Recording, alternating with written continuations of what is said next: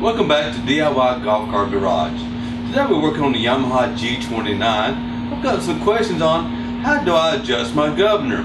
Well, luckily all of Yamahas are just about the same. So we're going to take a look over on this Yamaha Drive. We'll speed it up just a little bit, but to keep it in good range, to keep the engine running good and have an accurate speed. So let's get over and get started. First thing I'm going to need is my 10mm wrench and some gloves. Just so you can get a better idea, you can see better, I've actually got the rear body off of this car. But I set this inspection panel here just to give you an idea of where to look. So on your car, you take the rear inspection panel off, and right underneath it here you will have a spring actuated governor. This is actually what speeds you up and slows you down. We've got wire throttle cable 1, which comes from the accelerator pedal, coming around to the bracket, hooking onto a spring, which hooks onto the torsion spring. On the very front side of this is wire throttle cable 2, which continues onto your carburetor. This threaded rod that goes across the end here is actually what speeds you up or slows you down. Normally, you want about 1 inch of exposed threaded rod on the outer end. Okay, this one, well, we're doing about 3/4 inch.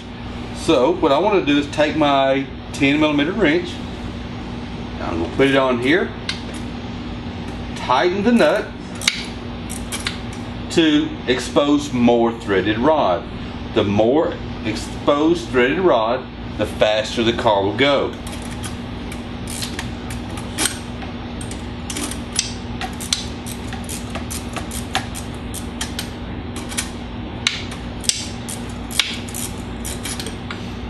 Okay, I've tightened it up a little bit. I've run it probably another 1/4 inch down.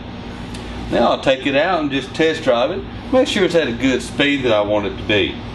One thing you do not want to do is over tighten it, because the car will go a lot faster, which will cause trouble like oil getting into your carburetor and oil getting into your muffler, and that's never a good thing.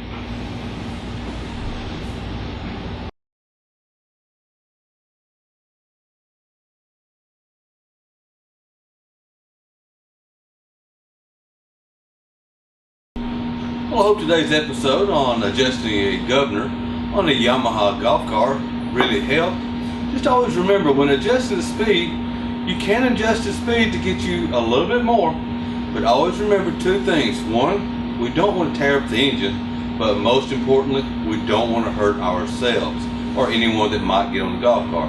So don't get it going too fast without good supervision to anybody that might get on the golf car. Well, if you have any comments or questions, please feel free to write it below. Don't forget to subscribe. And once again, thank you for watching us here today on DIY Golf Car Garage.